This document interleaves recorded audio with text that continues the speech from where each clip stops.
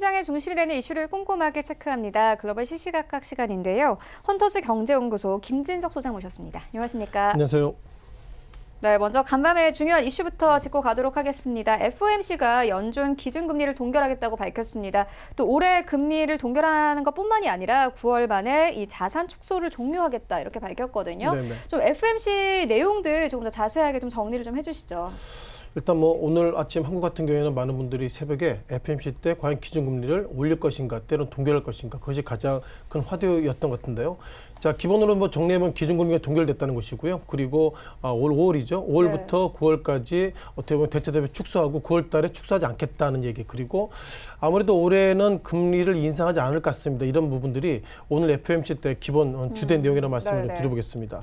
자, 무엇보다 기본적으로 지금 제롬 파월 의장이 좀 나오고 있지만 미국 경기가 좀 안 좋다 이런 시그널을 계속 좀 올라오고 있습니다. 무엇보다 경제 활동의 속도가 너무 빨랐으니 이것을 둔화라고 표현하고 있는데 과연 이것이 그동안 속도 빠른 거에 의한 둔화인지 아니면 미국 경기가 침체되는 것인지 그런 부분들은 아직 좀 시간을 가지고 좀 보는 것이 좀 적절하다 이렇게 말씀드려보겠고요. 네. 다만 기본적으로 제롬 파월 의장은 지난 1월 달 FOMC 때 인내심, 즉 페이션트라는 단어를 썼기 때문에 많은 참여자가 금융활동에 있어서 페이션트라는 단어를 썼다, 즉 인내심이라는 단어를 썼다는 걸 보면 2019년도, 즉 올해는 금리를 올리지 않을 거에 대한 이런 어떤 행간의 뜻으로서 일단 해석은 하고 있다고 보겠고요. 눈에 띄는 것들은 결국 올해 2.25에서 2.5로 기준금리 동결했다 이런 것이 가장 주된 내용인데 잠깐 좀 점도표를 좀 보시면서 말씀드려보겠습니다. 자, 통상 이번 3월달 FOMC 때는 기본적으로 점도표 시간을 상당히 중요하게 보고 있는데요. 점도표를 설명을 드려보면 1년에 4번, 그러니까 3월달, 6월달, 9월달, 12월달, 즉 1년에 4번 점도표를 통해서 금리에 대한 방향성을 결정하고 있는데요. 눈에 띄는 것들은 이렇게 점이 17개 있습니다. 점이 17개 있다는 것은 연준위원들이 17명이다 이런 부분을 보시면 좋겠고요. 그러다 보니까 17명 가운데서 보시면 11명이 즉 2.25에서 2.5, 즉 올해는 이 정도 밴드에서 금리가 결정되는 것이 맞다 이런 판단이기 때문에 현재까지 17명 가운데서 11명이 2.25에서 2.5로 가는 것을 원한다면 별 일이 없는 이상 올해는 기준금리가 동결로 가는 것은 아니고 이런 어떤 힘을 실어주고 있다 이렇게 보겠고요. 눈에 띄는 건 내년의 부분입니다. 즉 2020년 같은 경우에는 올해보다는 상당히 점도표의 밴드가 2.6에서 2.5 그리고 때로는 2.75까지 좀 약간 밴드가 올라가기 때문에 이 점도표의 기준을 보면 즉 내년에는 올해보다 한 번 정도 기준금리 올릴 수 있다 이런 관점으로 점도표를 해석하시는 것이 좋다고 보겠고요. 중요한 것은 보유자산 축소 이 부분입니다.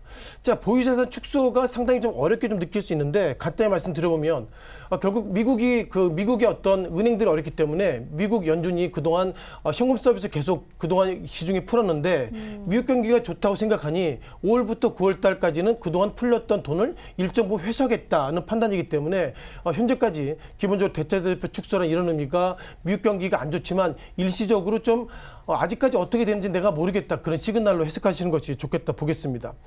중요한 것은 이제 경제 성장률에 대한 전망을 좀 보이면 좋겠는데요. 통상 점도표가 나오면 즉 FOMC가 3월달 같은 경우에는 결국 기준금리 동결이라는 코멘트 있겠지만 세부적인 경제적인 데이터가 나오고 있는데요. 보신 것처럼 미국의 GDP에 대한 코멘트, 즉 2019년도의 중간치를 어떻게 보냐면 2.1로 보고 있습니다. 직전에는 어떻게 나왔냐면 미국의 GDP가 2.3인데 이번 3월달에 점도표 안에 그리고 데이터를 보면 2.1로 내려오고 있다는 걸 보면 어쨌든 직전보다 미국 경제가 안 좋을 것입니다. 그런 어떤 시그널이 일단 데이터상으로 올라오고 있다 보겠고요. 중요한 것은 경제 성장률이 지난 12월 달에도 강하다는 얘기, 그리고 최근 들어서는 강하다는 표현보다 둔화, 때로는 상당히 좀 약세 모습 보이기 때문에 일단 주가의 데이터를 떠나서 미국의 어떤 연준이 바라본 시각은 예상보다 안 좋을 듯합니다. 그런 시그널을 일단 말씀드렸다 보겠고요. 따라서 월가에서는 이번에 3월달 기준금리가 동결로 가는 것이 기본적으로 알고 있는 부분인데 월가에서는 1월 달에도 예상했었죠. 이번 3월 달에는 기준금리가 동결될 것입니다. 예상했는데 그 주된 내용이 연준위원이 결국 비둘기 파하기 때문에 동결이다 이런 코멘트보다도 미국 경기가 안 좋기 때문에 부득이하게 비둘기 파 쪽으로 몰아갔다 이렇게 보시는 것이 좋을 것 같고요. 정리해보면 결국 이런 의견보다도 그동안 미국의 어떤 미중 우리가 이후에도 계속 말씀드리겠지만 미국과 중국의 무역전쟁 이런 부분들이 예상보다 복잡화되어 있기 때문에 결국 이런 부분들의 노이즈가 있다면 결국 그 가운데서 미국의 어떤 기준금리 동결 이런 부분들은 미국 경기가 안 좋습니다. 이런 어떤 예상보다 시그널을 좀 부정적으로 보는 것이 맞다 보겠고요. 또한 제롬 파월 의장은 또 다른 코멘트가 있습니다. 즉 브렉시트 부분인데요. 브렉시트 부분에 있어서 미국의 어떤 경제 대통령이 코멘트를 못하고 있습니다. 왜냐하면 브렉시트가 어떻게 갈지를 모르기 때문에 확정적인 팩트가 되기 전까지는 나는 코멘트 안 하겠다는 것으로 보는 것 보면 오늘 새벽 미국의 어떤 3대 지수가 소폭이나 밀렸다는 걸 보면 그것은 결국 기준금리 동결에 대한 굿 이슈보다도 기준금리 동결 왜 했지? 어쩌면 미국 경기가 안 좋을 것이다. 그런 시그널로 하락했다. 이렇게 말씀을 좀 드려보겠습니다.